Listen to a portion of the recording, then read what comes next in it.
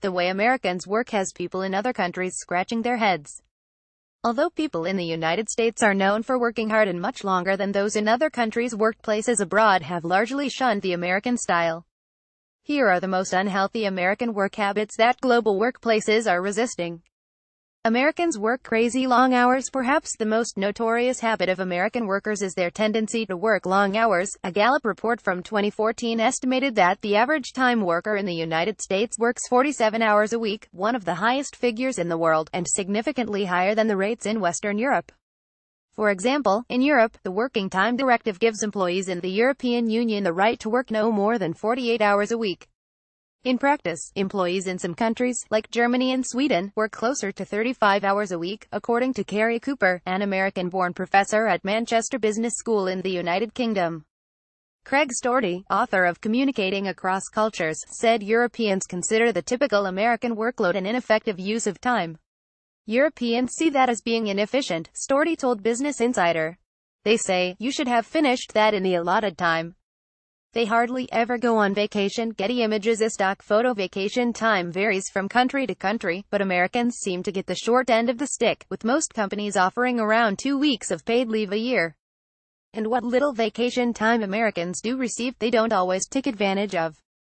According to the careers website Glassdoor, the average U.S. employee who receives paid vacation only actually takes 54% of the allotted time each year.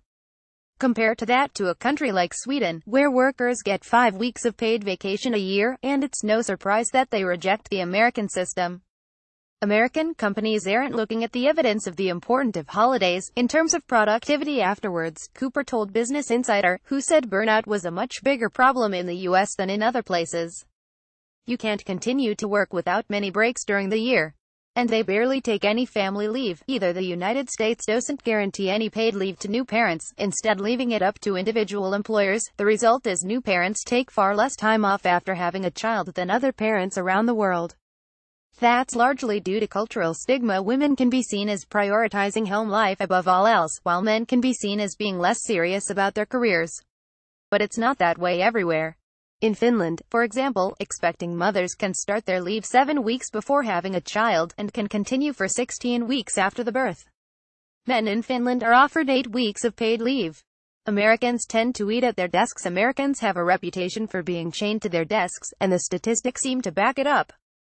A 2015 survey found that only 1 in 5 Americans actually spends their lunch break away from their desks, with most eating their midday meal while they continue to work. On top of that, millions of Americans are skipping lunch altogether to continue working.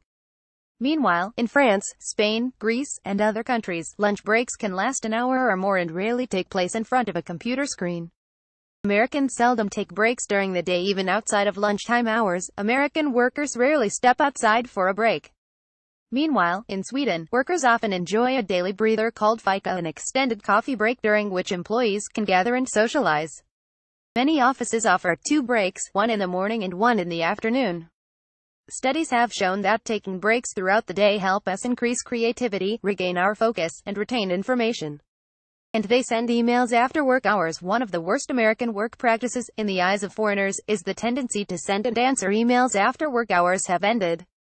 In other cultures, there is more of a distinction between work life and personal life, and the two rarely bleed into each other, Storty said. And France took that to extreme measures, enacting a measure earlier this year that allows employees to ignore work-related emails sent after working hours. In Europe, they give 100% from 9 to 5. When they go home, that's it, they're finished. They resent being contacted late. The same goes for weekend emails, even ones that are sent without the expectation the recipient will respond right away. When they come in Monday and see you emailed them on Sunday, they're going to be annoyed by that, he said. The perception is Americans, they don't stop working.